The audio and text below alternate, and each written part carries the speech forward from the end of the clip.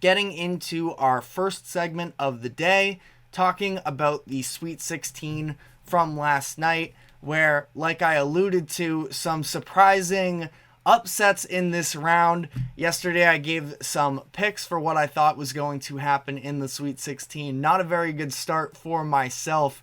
Went 1-3 in those games. So hopefully for you and all your brackets, you're still hanging in there. I still got a chance in my pools, but I'm gonna need some things to break my way, starting with Purdue losing tonight. But as far as last night's games, we will start with the number one seed falling in the tournament this year during the Alabama-UNC game. Bama ends up winning 89-87 in this one, a high-scoring matchup, which for Alabama is exactly the type of game that they like to play in. Last round, they had a little bit more of a sloppy on both ends, a little bit more in the mud game against Grand Canyon that they came away, but this is really their strong suit, is when the pace is high and the shots are flowing, Alabama tends to win those games, and that's what happened last night. It was Grant Nelson who was really the player of the game, the hero down the stretch for the Crimson Tide, where he had a season-high 24 points, scoring 19 of those in the second half. His scoring output in the second half included a personal 7-0 run, the go-ahead and one layup with 39 seconds left in the game, and the free throws to ice it at the end. But it went more than just the offensive side of the ball for him, where he also had a massive role on defense, where he had 5 blocks, including 2 in the final couple minutes there, one of which coming in the final moments of the game, where he played terrific defense against RJ Davis on back-to-back possessions. On the first one, he spiked a RJ Davis shot, where Davis even said after the game in the post-game press conference that he thought he had the advantage there. Grant Nelson definitely did not see it that way, as he blocked him then, and then coming out of the inbound, he locked RJ Davis down again. So this was just an example of how Alabama, when they needed to get stops, they actually did a really impressive job, and their defense does deserve credit for their approach to this game, where yes, UNC still scored 87 points, but when they needed stops, they got them.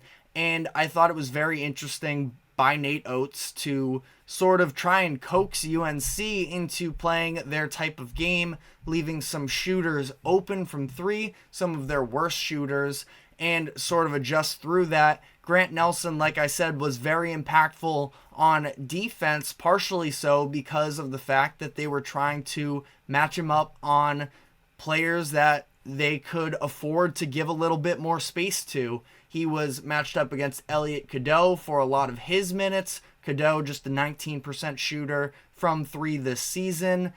Him and the team as a whole played off of Seth Trimble, who has given them some really nice minutes this season and has been a little bit of a revelation for them.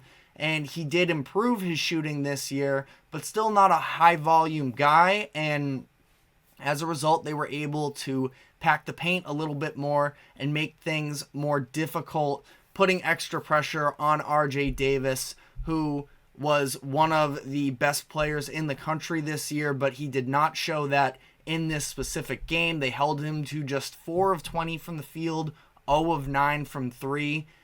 And for Alabama, I do still feel like if their offense doesn't show up, they could be in a little bit of trouble. I haven't been the highest on Bama, so, I have my foot in my mouth a little bit today because of that.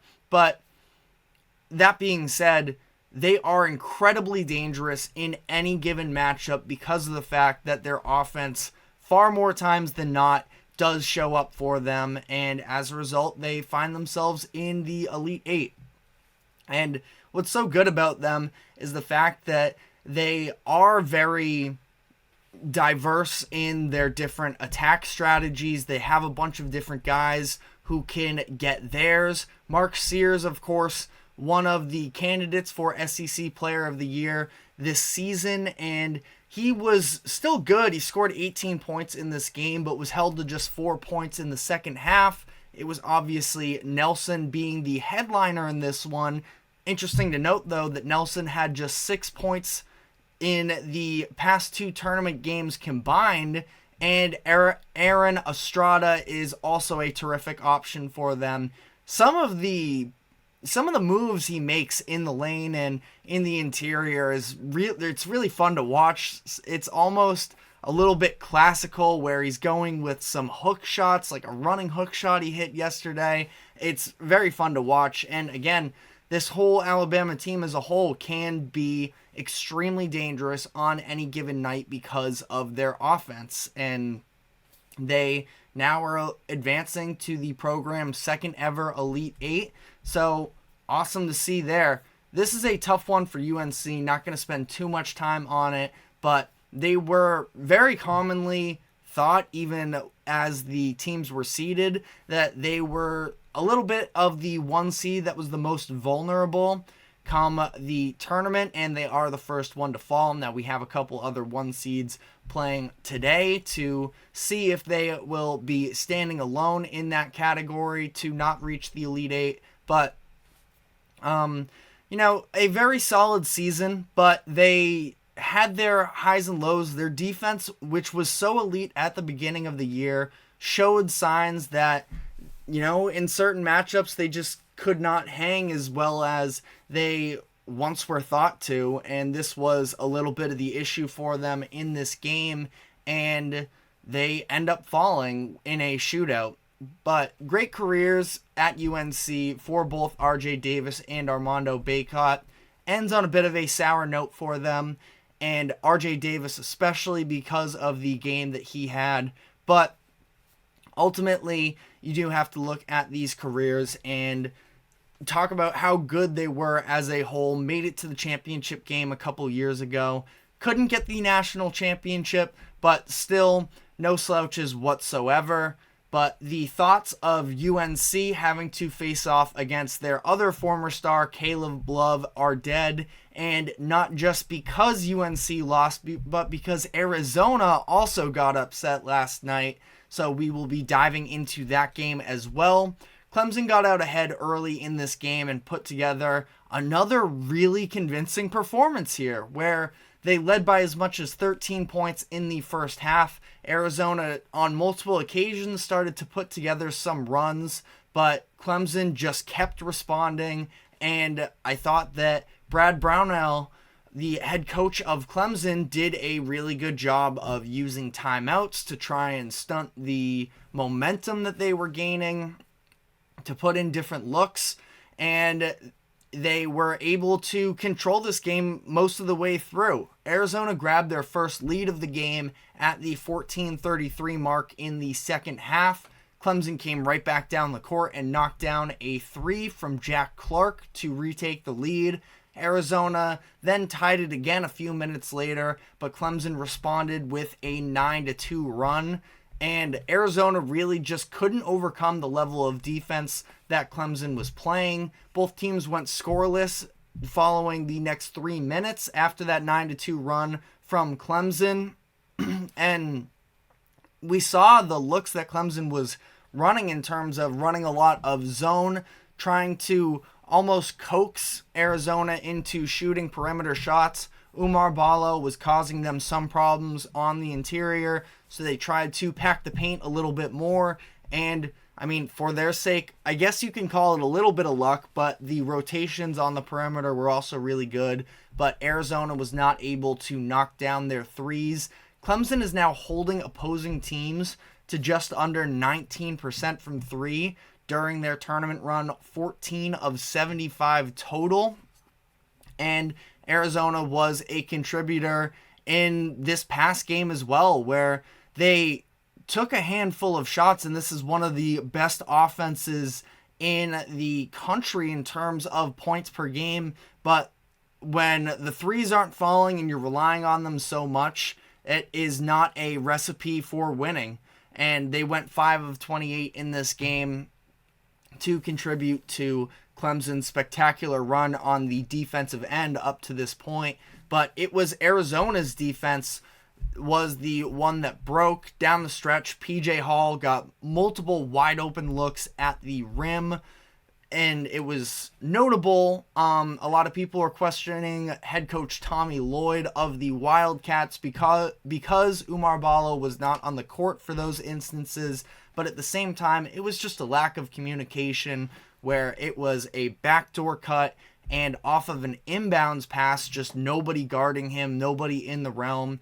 And really, the Clemson dagger came on an inbounds after Arizona scored with a little bit of time left. It was just around the 15-second mark. I believe it was Caleb Love put it in for the Wildcats, and nobody was on Joe Girard at all. He just starts walking it up the court. The back end of the defense starts overreacting, and it ends up leading to a wide open Dylan Hunter layup, who he did get fouled. The defense came a little bit late to try and contest it, but he got the and one to go, missed the free throw, but one way or another, that made it a 2-possession game with 11 seconds left in the game, and really sort of sealed Arizona's fate in that one. If they had any bit of hope, it sort of died at that moment.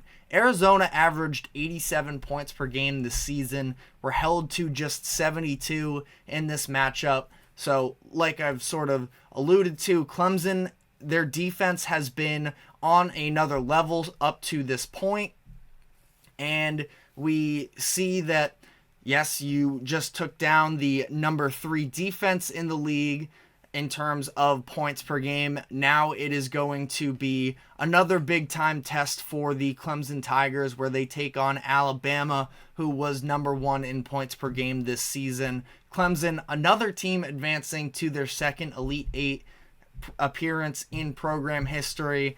Alabama, Clemson, playoff game. No, this is not college football. This is actually basketball. So, really impressive stuff there from the Tigers. Chase Hunter has been terrific for them during this stretch. Just under 20 points per game on 51% shooting. Just under 6 assists per game as well. He had the incredible and one layup with 25 seconds left to go. Sort of windmilled it in, and that put them up 5. On the Arizona side of this does add to a stretch of pretty disappointing losses in the tournament, where dating back to 2016, they've lost to a lower seeded team in 6 straight appearances. They've made the Sweet 16 twice in that stretch, so not a massive indictment against them, but obviously not great. Tommy Lloyd has coached them to those 2 Sweet 16 appearances, including this year. This is his 3rd season with the team.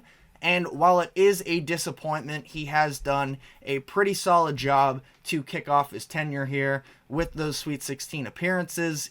Been a top 2 seed in the tournament every season since he's gotten there. And I think that they are going to continue to be a prominent team going forward. They will be making the switch to the Big 12 next season. Last couple games here, we had the East region with UConn versus San Diego State, the national championship rematch from last season, and this was an even bigger blowout than it was last year. It wasn't overly competitive in the championship game last season. This time, UConn wins by 30, 82-52. This is 9 straight NCAA tournament wins by at least 13 points for UConn. So they have been absolutely dominant. And in this game, and due to this game being the rematch from the national championship and just how dominant they've looked all season, it does have a lot of people asking, is UConn better this season than they were last year when they won the national championship? And truthfully, it's hard to say the answer is no, based off of how good they've been up to this point. When they are clicking, it really does seem like it. The level of offense that Tristan Newton has elevated his game to. Donovan Clingan has stepped into that Sonogo role very well. He didn't look his best yesterday, but still a great presence for them. We'll see I don't think he's going to be able to quite get to the Final Four most outstanding level of play that Sanogo was performing at last season, but we will see. Could have some other matchups against bigs that it could really fall on his shoulders. They bring in Cam Spencer in the transfer portal, Stephon Castle in recruitment. They've both been massive pieces for them, and they have a better record up to this point than they did last season. They won the Big East regular season championship handedly by 4 games, and they won the conference tournament as well. So kind of hard to say they're not. Now, obviously, a lot of that is going to come down to the weight of, can they win the national championship? That is still to be seen, but the Huskies are riding a 30-point win into the Elite Eight, where they will be taking on Illinois, who won the other game in that region as well. A really fun matchup between the 3 and 2 seeds in the East, where it was 2 conference champions matching up, 2 teams with different play styles and different calling cards, and Illinois being the number 1 KenPom offense and Iowa State being the number 1 KenPom defense. But it was the offense that won in this game. Terrence Shannon Jr. was just too good. He scored 29 points, with 20 of them coming in the first half. He just wreaked havoc whenever he was on the court. Was dealing with some foul trouble in the second half, which limited him a little bit. Allowed Iowa State to get in the game a little bit more as well after Illinois started this game out hot.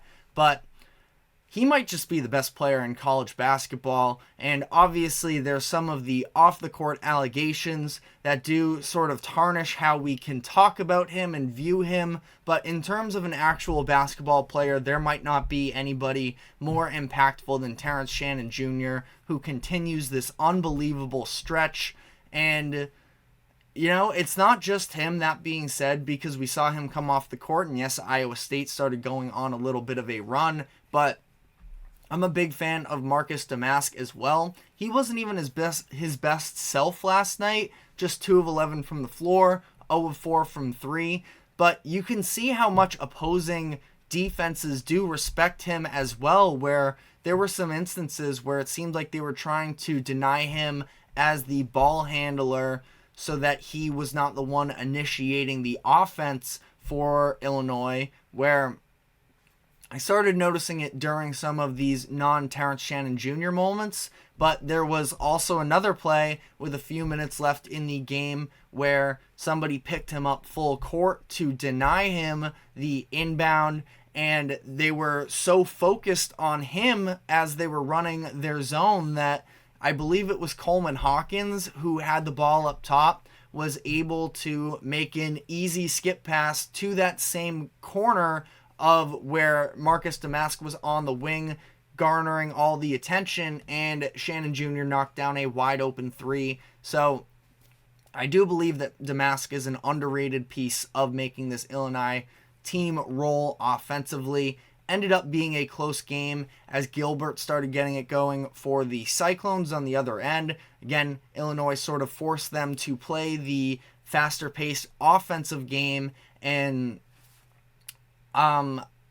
again, Iowa State made it close, but ultimately Illinois never trailed in this game, and they continue to look like a really good team. So we have the Elite Eight matchups that are slated for Saturday: Illinois versus UConn and Clemson versus Alabama. According to ESPN Bet, UConn is 8.5-point favorites, and Alabama is 2.5-point favorites.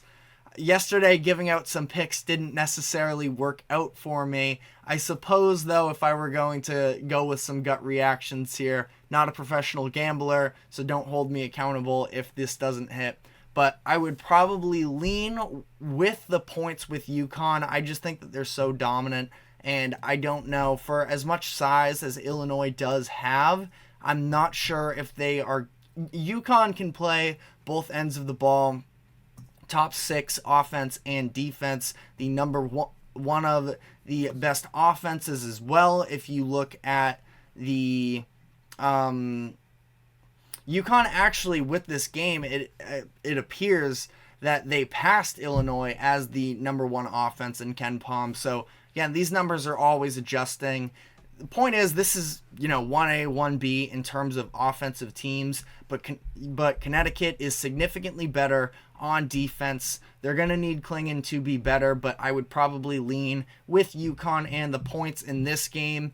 And honestly, for the other end, I feel like I'm setting myself up for failure by going against Alabama. At some point, Clemson's going to fold, but I think Clemson can maybe cover this spread and make it a close one. I don't want to keep betting against Alabama and making a fool of myself, but I do sort of lean Clemson in this one. But lucky for me, I am not a gambler, so I have no money attached to this, and I wouldn't recommend going near it because I do think that is going to be a very fun and intriguing matchup that could go either way. But we are now going to be taking our first break of the segment. When we come back on the other end, we're going to be getting into some NFL draft buzz surrounding the quarterbacks of J.J. McCarthy and Michael Penix Jr. following their pro day. Probably do a little bit of big picture stuff as well. So stick with us and we will be right back.